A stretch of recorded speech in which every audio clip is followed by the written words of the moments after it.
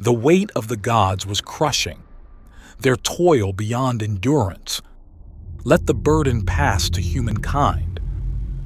It was this that was written in the oldest verses carved into clay, a fragment from the Atrahasis tale of Mesopotamia.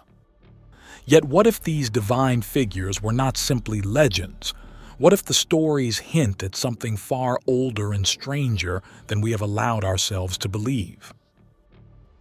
The name Anunnaki comes from the etched symbols of Sumerian records. Their lines recounting the deeds of deities who shaped the world and watched over the earth.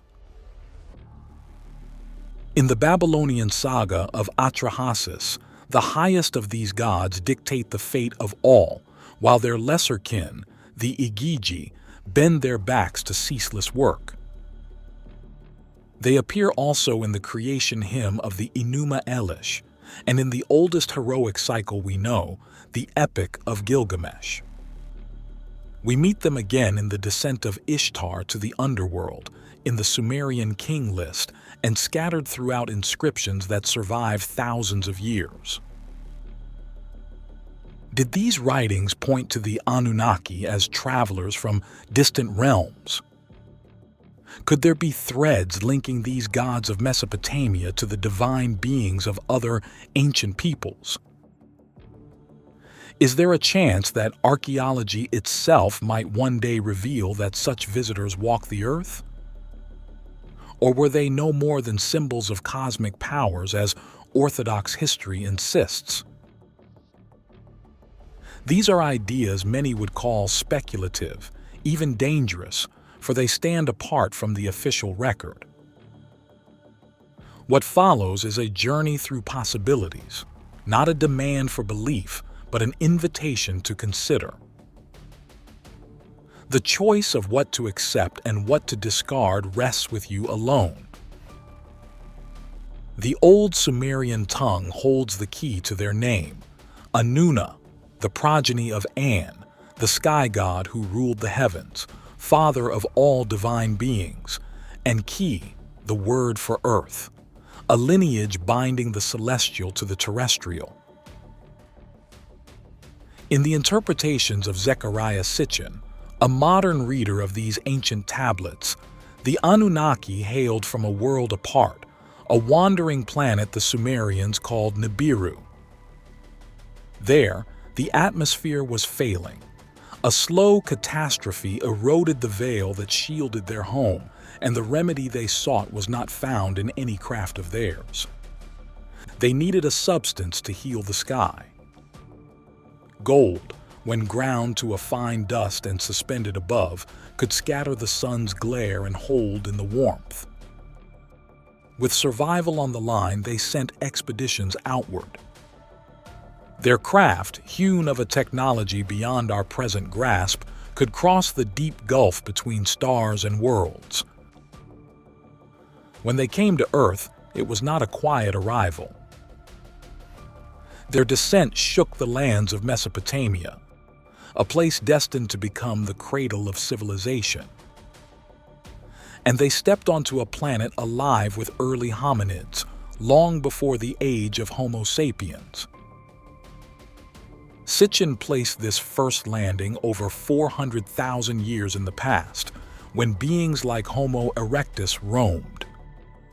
In the tale of Atrahasis, the first labors on Earth fell not to humans but to the etched, those younger gods bound to the will of their elders. They dug into the earth and wrestled with the soil, and the work was relentless. The toil was excessive, the load unbearable, the verses tell us. In time, the etched had enough. They broke their tools, abandoned their duties, and stood before the house of Enlil, chief among the Anunnaki on Earth, demanding relief. Faced with revolt, the Anunnaki sought another solution, a new worker to bear the burden. This was to be humankind. In the Mesopotamian version, they shaped the first humans from clay mixed with the blood of a god who was sacrificed, thus passing on a spark of the divine. Humans would labor so the gods could rest. Sitchin proposed another telling, that the clay of the myths was a metaphor for flesh, and the blood a metaphor for DNA. He imagined the Anunnaki choosing an earthly primate, perhaps Homo erectus, and altering its genetic code. Through deliberate design, they produced a being of sharper mind and more nimble hands, one that could organize, plan, and build. The first of these was called Adamu. The name recalls the Hebrew Adama, the soil, echoing the Genesis story of Adam shaped from the dust. But in this vision, Eden was not a garden planted for delight, but an outpost, perhaps a laboratory, in the region the Sumerians called Eden. Here, the first humans were born not of natural evolution but of deliberate engineering.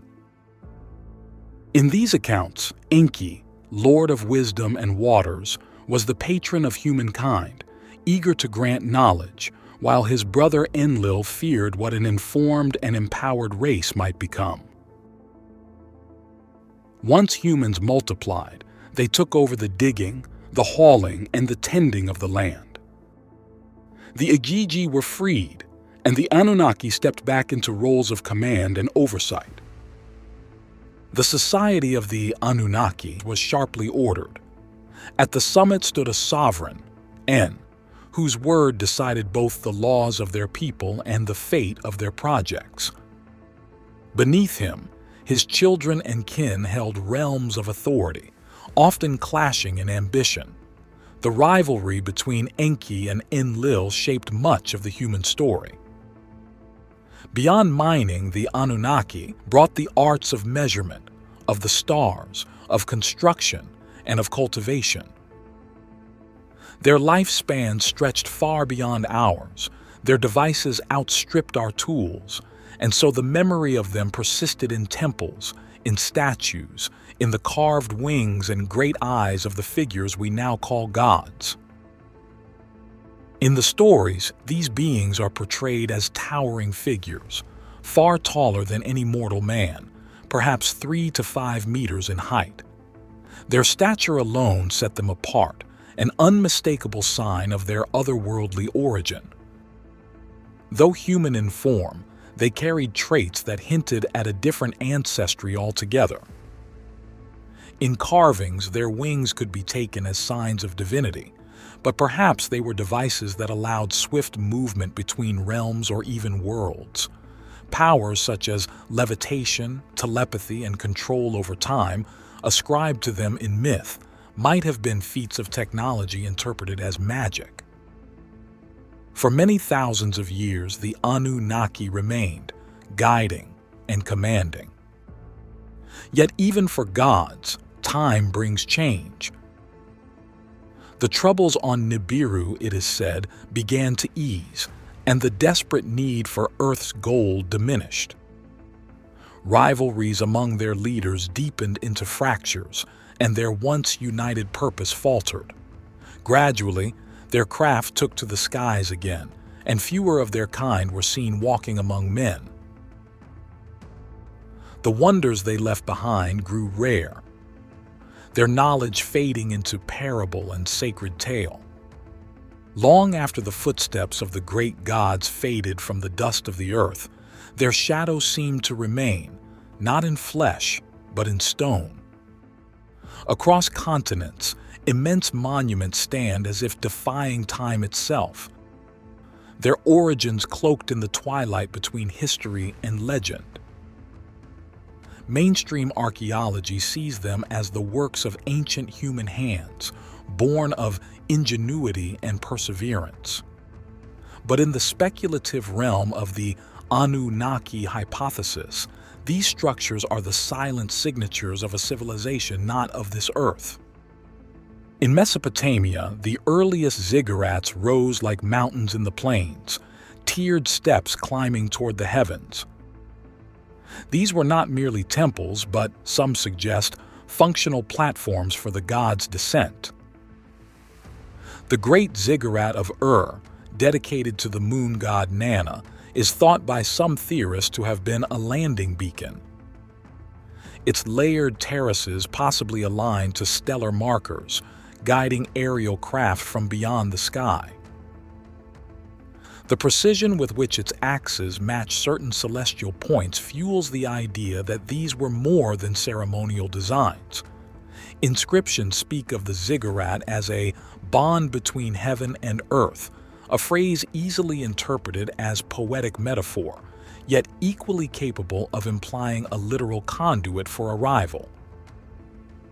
But Mesopotamia is not the only canvas upon which these supposed visitors worked. Far to the west, in the sands of Egypt, the pyramids stand with the defiance of eternity. Conventional history credits their construction to the ingenuity of the Old Kingdom, but alternative interpretations see the hand of the Anunnaki, or at least their guidance, in their creation. The Great Pyramid of Giza, with its astonishing alignment to true north, the near-perfect symmetry of its sides, and the mass of millions of precisely cut stone blocks, defies simple explanation with primitive tools. In the Anunnaki framework, these were not tombs but machines, perhaps resonating with the planet's energy, perhaps serving as beacons, perhaps something far more complex, hubs in a global network. In their absence, the legends of their deeds settled into the memory of temples and the songs of scribes. But leaving did not mean surrendering all authority. According to Sitchin's reading of Sumerian records, they placed the governance of humanity into mortal hands, but not without strings. They selected rulers to act as their voice, their will manifest in flesh. Kingship, as the texts say, descended from heaven. These chosen rulers were to keep order, enforce the divine decrees, and maintain the link between the people and the gods.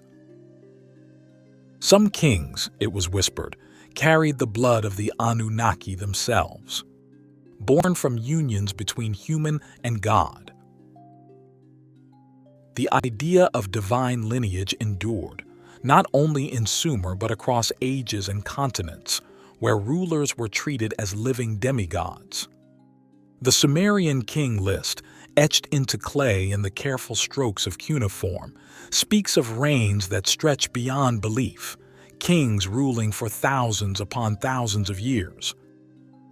Before the Great Deluge, the first king named is Alulim, whose reign spans nearly 30 millennia.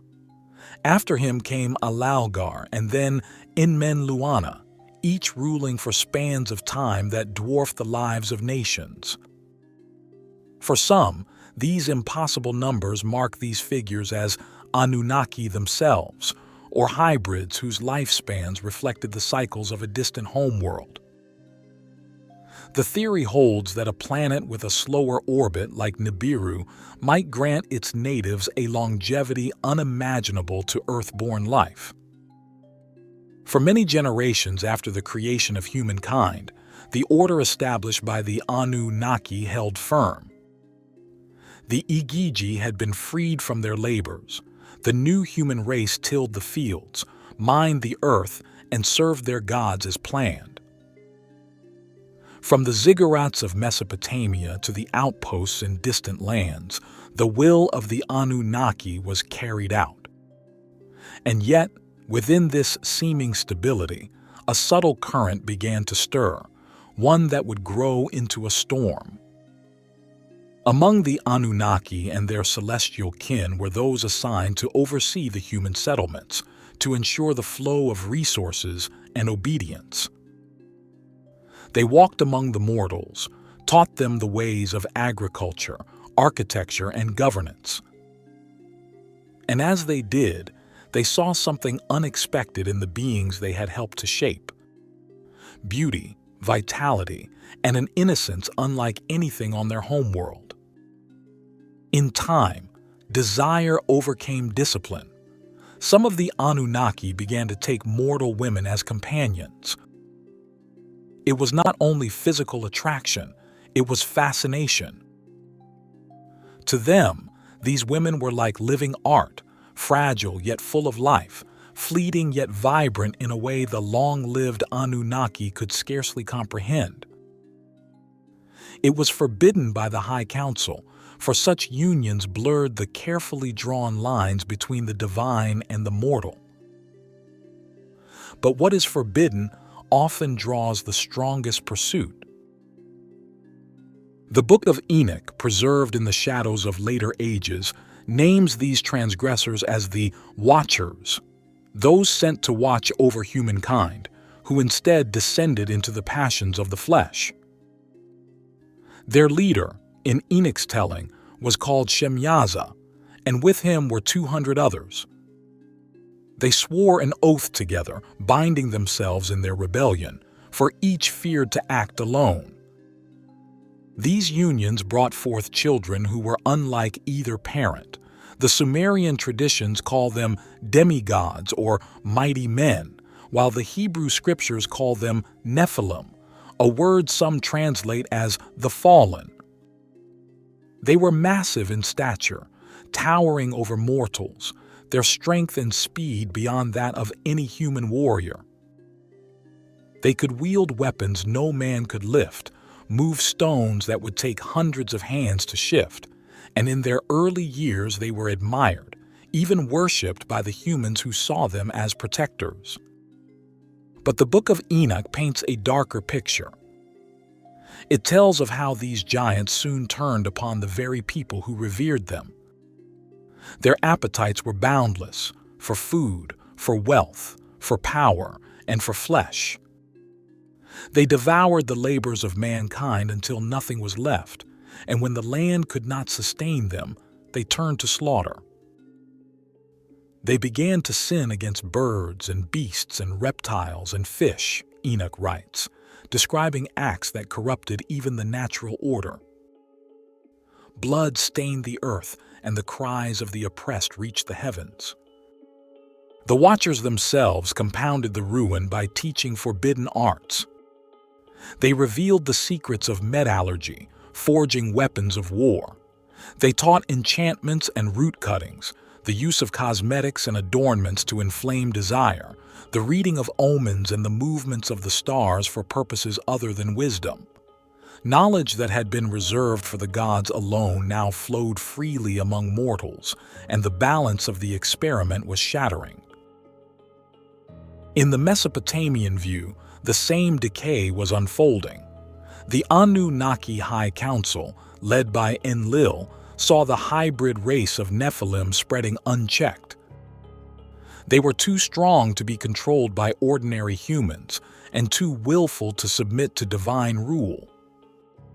Their wars devastated regions, their rule brought cruelty, and their arrogance challenged the authority of their creators.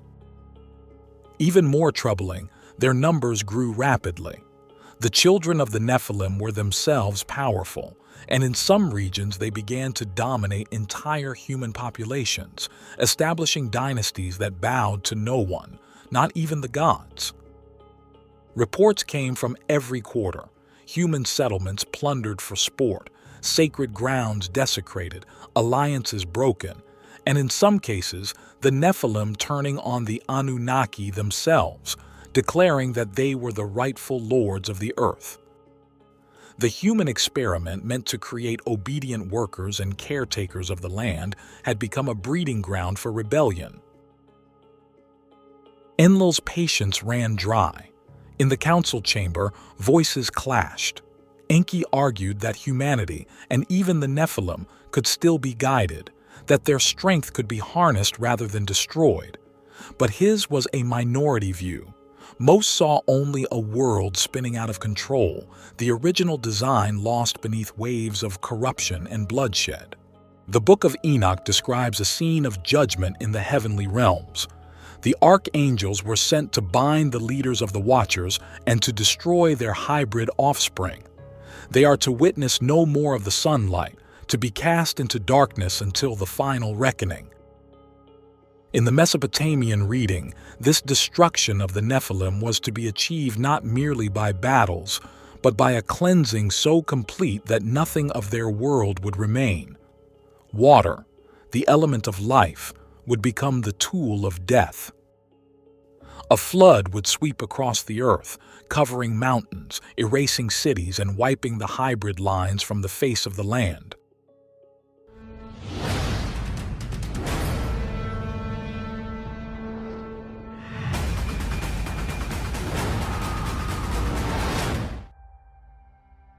Yet not all agreed. Enki, the benefactor of men, whispered the warning to a single human, Ziusudra. Instructed to build a great vessel, he gathered his family and life's creatures and waited for the storm. The waters came, swallowing cities and fields, raging for days. Even the gods, watching from above, are said to have been stricken with fear at the violence of the storm they had loosed. When the waters fell away, Ziusudra released birds to seek dry land, first a dove, then a swallow, both returning, and finally a raven that did not come back, a sign that the earth was once more livable. This story finds its echo in the Babylonian tale of Utnapishtim, who recounts to Gilgamesh his survival of the deluge, and in the Hebrew account of Noah, who too is warned, who too sends out a raven and a dove. The parallels are many. A chosen man, divine warning, a vessel, the preservation of life, the release of birds, and a covenant after the flood. In Sitchin's telling, the Anunnaki's destruction was not total. They chose to rebuild with what remained, but with changes. Humanity's lifespan was shortened, abilities diminished, so that never again could man rival his makers. The long ages of kings came to an end, replaced by reigns measured in centuries, then decades. The ancient glory receded, but the memory of the flood lingered in every corner of the world. The flood had come and gone, its waters retreating like a memory too heavy to bear. The world that emerged was not the same as the one before. The cities of the Nephilim lay drowned beneath silt and stone, their great halls now the dwelling places of fish.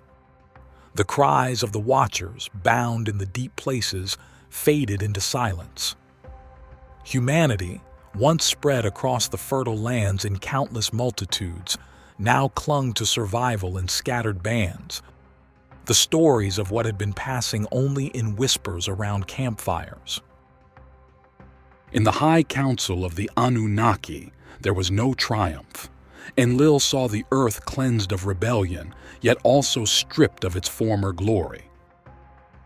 The mines lay abandoned, the networks of knowledge shattered. The new humanity, descended from the survivors, was weaker by design.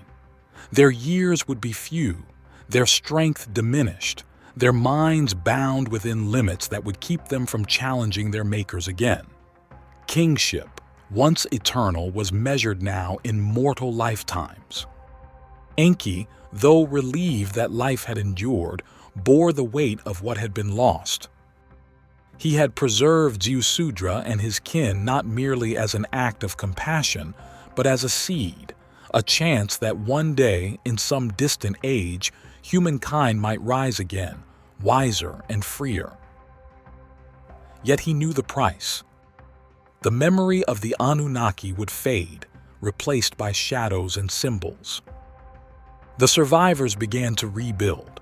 They carried fragments of the old world, stories of towering beings from the sky, of cities that touched the clouds, of the day the waters rose higher than the mountains. These tales, retold through generations, would become the myths of many peoples. The gods of Sumer, the angels of the Hebrews, the deities of Egypt, the great ones of the Andes. Some of the Anunnaki remained, though they walked among men no longer as open rulers. They became the hidden teachers, the bringers of law, the guardians of sacred places. Others departed entirely, their vessels streaking once more into the heavens, perhaps to return to Nibiru, perhaps to Rome further still.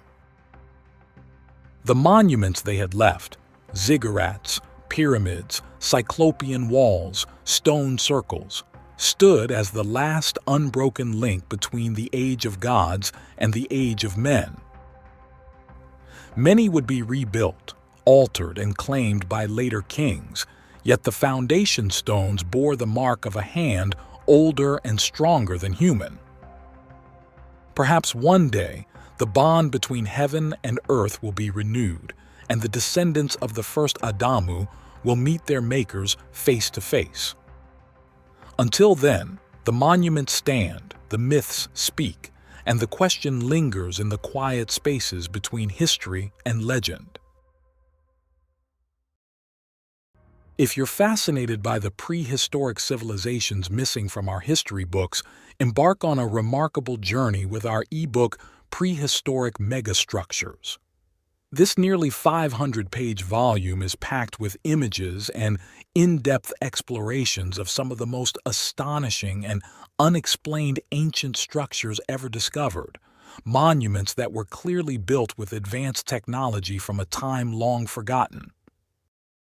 There's a limited discount on the ebook, so make sure to click the link in the description or top pinned comment and uncover the mysteries that mainstream history refuses to acknowledge.